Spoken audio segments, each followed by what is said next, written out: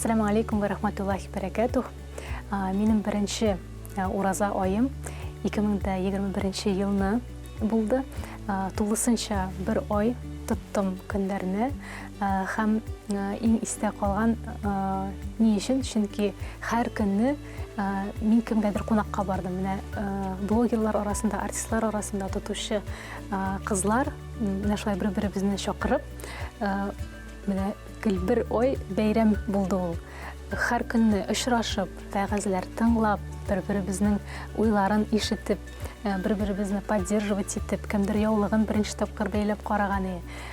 Менә шул очрашулар, аралашулар һәм менә шул беренче эмоциялар ничек Рамазан аен үткәреп була дигәнне, ничек иманны артырып була дигәнне менә шул ел истә калган.